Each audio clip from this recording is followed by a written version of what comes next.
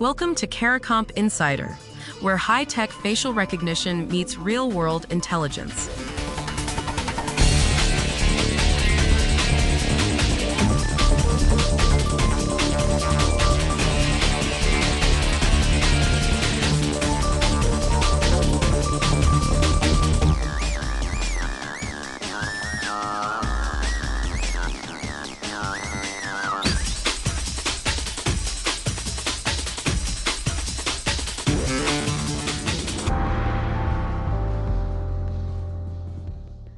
Picture the person who'd make a fake sexual video of someone they know.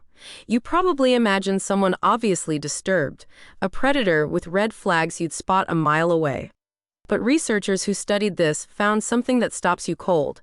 The people most likely to do it have no dark personality traits at all, no narcissism, no psychopathy, just certain attitudes. This matters whether or not you've ever heard the word deepfake before. A deepfake is a fake image or video made by AI, realistic enough to look like a real person did something they never did. And the targets aren't just famous people, they're classmates, coworkers, neighbors. If that scares you, it should, but the research here actually gives us something powerful, a way to see the danger coming. So why does it come from attitudes instead of personality? Let's start with the scale, because it's staggering. According to researchers at Edith Cowan University in Australia, deepfake pornography jumped more than 460% between January 1, 2022 and the end of 2023. Nearly 5 times the volume in a single year. And 99% of those videos targeted women. That's not a few troubled individuals. That's a pattern. So the team ran a study to figure out who's behind it. They surveyed 213 heterosexual men. They measured 2 separate things, the men's personality traits and their attitudes about harm and abuse.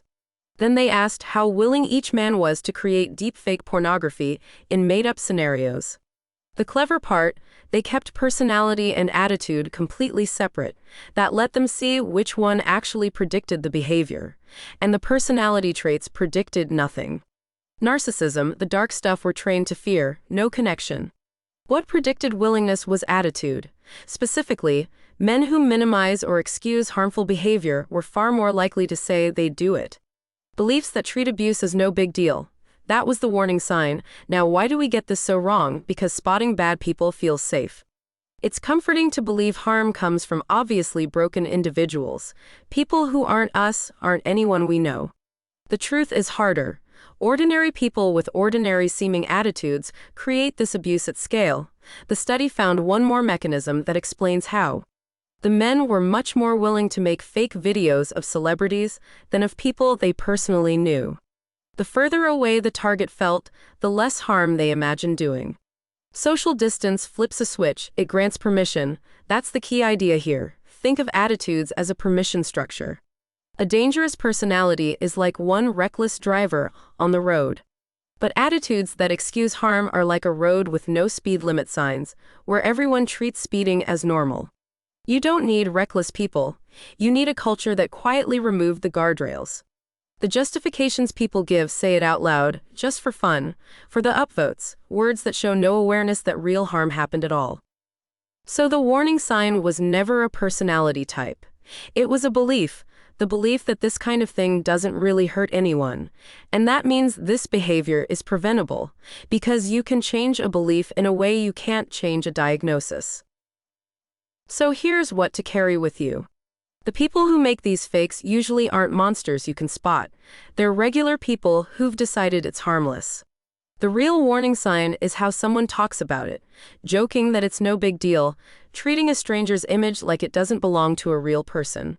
For parents and teachers, that changes everything. Teaching kids to spot creepy people is theater. Teaching them to recognize attitudes that excuse harm, that's real prevention. And for the rest of us, it means the danger isn't hiding in the shadows. It's in the casual comment we let slide. The full story's in the description if you want the deep dive. Now you know something most people in this industry don't. Use it. And when you're ready to put it to work, caricomp.com. We'll see you tomorrow.